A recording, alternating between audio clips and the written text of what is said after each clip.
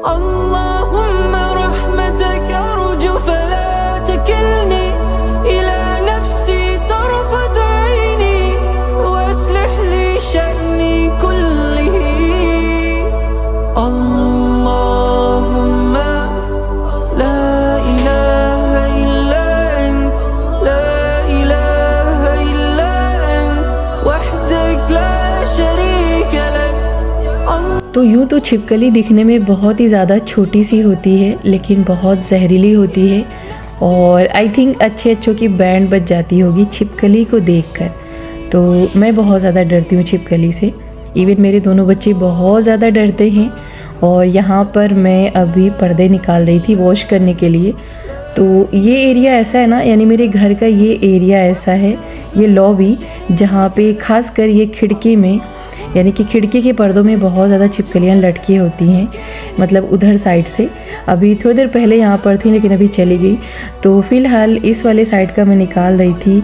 तो अक्सर यहाँ पे ये रहती हैं, इस कॉर्नर पर भी रहती हैं। तो मैं वही देख देख के अच्छे से निकाल रही थी। और जो डार्क कलर वाला पर्दा है ना, उसमें ये छिपी रहती हैं। तो मैं सोच रही थी कि इस बार थोड़ा सा चेंज कर दूं, यानी कि डार्क कलर वाले पर्दों को निकाल दूं और जो लाइट कलर है उनको लगा दूं सिर्फ धुल के। तो वैसे समर सीज़न में ना आपको पर्दे वगैरह लाइट कलर में ही लगाने चाहिए, ताकि थोड़ी सी अच्छी वाइब्स आए और साथ ही घर के अंदर अच्छी सी रोशनी भी आए। क्योंकि जब सुबह का टाइम होता है और सूरज निकलता है ना, तो उस वक्त की जो रोशनी होती है ना, उसको देखना चाहिए। और कोशिश करें आप कि आप अपने घर की खिड़कियों को खोल दें, दरवाज़ा खोल दें, ताकि जो हल्की हल्की धूप होती है ना, वो आपके घर के अंदर आसानी से दाखिल हो सके। और आप भी कोशिश करिए कि थोड़ी देर धूप में ज़रूर बैठिए, क्योंकि इस बीच औरतों को काफ़ी ज़्यादा विटामिन डी की कमी हो रही है। और विटामिन डी आपको धूप से मिलती है, तो दिन में तो बैठना पॉसिबल नहीं होता, क्योंकि काफ़ी तेज़ धूप हो जाती है। तो सुबह के टाइम आप कोशिश करें कि जल्दी उठें और इबादत करने के बाद थोड़ा सा आप चहलकदमी भी कर लिया करें धूप में। तो वैसे अभी तो मैंने अपना वॉक बंद किया है, लेकिन इंशाल्लाह मैं ईद के बाद ज़रूर जाऊंगी, क्योंकि अभी बहुत सारे काम हैं और मुझे बिल्कुल टाइम नहीं मिल पा रहा है। ख़ासकर सफाई बहुत ज़्यादा मुझे करनी है। तो सफाई मेरी रमज़ान के लिए हो रही है और बहुत ही मुबारक महीना होता है रमज़ान का, बहुत ही बाबरकत महीना होता है। तो सफाई लाजमी करें आप सभी। अगर अभी आपने नहीं शुरू किया है तो शुरू कर दीजिए, क्योंकि बस चंद दिन रह गए हैं रमज़ान आने के लिए। और सबसे पहले आप जो है घर के जाले साफ़ करिए, अपने पर्दे निकाल के धुलिए। और इसके अलावा घर की जितनी भी चीज़ें आप कोशिश करें कि सबको क्लीन कर दें। धीरे धीरे करें, लेकिन कर डालिए, ताकि रमज़ान में अच्छी वाइब्स आए और सब कुछ अच्छा लगे, खिला खिला सा लगे और सब साफ़ सुथरा लगे। और वैसे भी जब घर के अंदर सफाई होती है ना, तो दिल को बहुत सुकून मिलता है। और जिन लोगों को क्लीनिंग बहुत पसंद है ना, मुझे यकीन है कि उनको बिना क्लीनिंग के चैन नहीं आता होगा। तो मुझे क्लीनिंग बहुत पसंद है। और सबसे पहला काम मेरा जो सुबह का होता है, मुझे यही लगता है कि मैं सबसे पहले क्लीनिंग करूं, यानी इबादत के बाद अगर मेरा कोई काम हो नाश्ते के बाद, तो वो क्लीनिंग हो। और अक्सर मैं नाश्ते के बाद घर में पोछा शुरू कर देती हूं, क्योंकि सुबह के टाइम आपको बहुत ज़्यादा एनर्जी होती है और उस टाइम जितना भी हो सके आप कोशिश करें कि सारा काम आप सफाई वाला कर डालें। और एक चीज़ मैं आपको बता दूं कि जिसको जो चीज़ सबसे ज़्यादा पसंद होती है ना, सुबह सुबह उसको वही करना अच्छा लगता है। तो जिन लोगों को सफाई पसंद होगी वो मेरे साथ एग्री कर रहे होंगे कि वो जब सुबह उठते होंगे ना, तो उनका मन करता होगा कि पहले वो सफाई कर लें।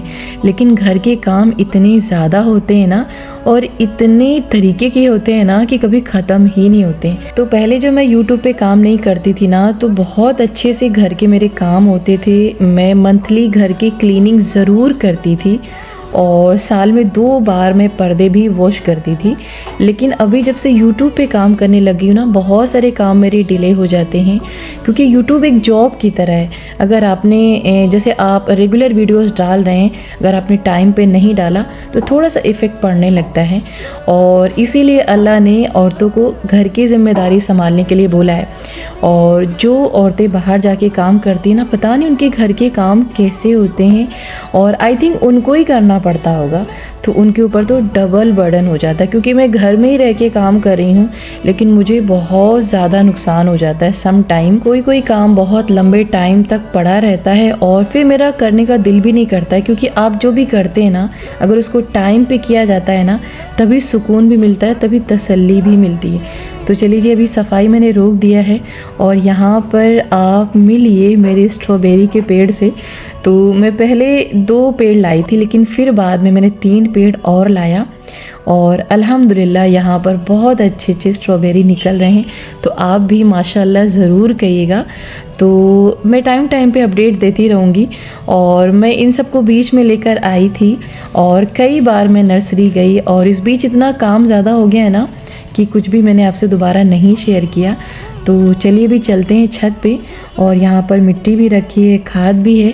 तो मिट्टी चढ़ाना ऊपर सबसे बड़ी प्रॉब्लम है हम लोगों के लिए। तो थोड़ा सा बोरी में होता है और हम लोग उसको मिलके उठा लाते हैं। तो यहाँ पर जो भी छत पे पेड़ रखे हैं उनका अपडेट हम आपको देते हैं। तो कुछ सब्जियों के मैं सीड लेकर आई थी, उसको मैंने यहाँ पे लगाया था फ्राइडे को, और आज 1 हफ्ता हो गया है। तो यहाँ पर पहले गमले में आई थिंक कद्दू है, तो अभी नहीं निकला है। और ये लौकी का पेड़ है, ये तो निकल रहा है थोड़ा सा, और 2-3 निकले हुए हैं, ज़्यादा नहीं निकला हुआ है। और ये कल ही निकला है और हम लोग को बहुत ज़्यादा खुशी हुई, क्योंकि इंतज़ार ना बहुत मुश्किल काम होता है और मुझसे तो इंतज़ार बिल्कुल भी नहीं होता है। तो कल जब मैंने देखा और अमानत ने देखा ना, तो हम लोग बहुत ज़्यादा खुश हो गए थे। तो खैर ये खीरे का पेड़ है और अभी तो इतना छोटा है ना, बिल्कुल कुछ समझ नहीं आ रहा है। और इधर मैंने ककड़ी डाली है, तो ये भी बहुत थोड़ा सा नज़र आ रहा है। अगर आप गौर से देखेंगे तो आपको दिखाई पड़ेगा। तो इस वाले एरिया में कई सारी सब्जियां हैं। तो 2 गमलों के अंदर मैंने यहाँ पे भिंडी की बीज डाली है, तो आप देख सकते हैं थोड़ा सा ये भी नज़र आ रहा है। और इसके साइड में 2 गमले में मैंने बोड़े का भी लगाया है बीज। तो ये देख सकते हैं आप, इसमें भी थोड़ी सी लीफ निकल रही थी और सबसे पहले इनमें यही निकला था। और फिर उसके बाद धीरे एक करके सब निकलने लगे। लेकिन यहाँ पर अभी करेला भी नहीं निकला है, क्योंकि इसकी सीड शायद बहुत ज़्यादा हार्ड होती है। और मैंने यहाँ पे गोभी के 2 पेड़ लाए थे। तो जो पेड़ ख़रीद के लाती हूँ ना मैं, तो मुझे उसमें ज़्यादा तसल्ली होती है, क्योंकि सीड वगैरह निकलने में बहुत ज़्यादा टाइम लेता है और आपको कम से कम हफ्ते 10 दिन वेट करना पड़ता है। तो यहाँ पर मैंने टमाटर 2 और लाया। तो ऑलरेडी मेरे पास 2 थे, लेकिन मैंने 2 और ले लिए, क्योंकि टमाटर एक ऐसी सब्ज़ी है ना जो बहुत ज़्यादा यूज़ होती है और टमाटर मुझे बहुत ज़्यादा पसंद है। तो यहाँ पर मैंने नेनुआ भी लगाया, तो इसको मैंने सबसे लास्ट में लगाया था, अभी वो भी नहीं आई है। और ये है मूली। तो पता नहीं ये वाइट वाली मूली है या रेड वाली, क्योंकि रेड कलर की भी मूली आती है। तो अभी देखेंगे कि इसमें क्या निकलता है, लेकिन मुझे लगता है कि बहुत ज़्यादा करीब ये हो गया है। तो खैर मैंने बाद में ब्रोकली भी 4 पीस और लाई और मैंने इसको अच्छे से लगा दिया। लेकिन यहाँ पर जो लेटेस थी ना, वो थोड़ी सी नाराज़ हो गई, क्योंकि जो पुरानी वाली थी मैंने उनकी जगह चेंज किया और कुछ नई भी मैंने इसमें ऐड किया।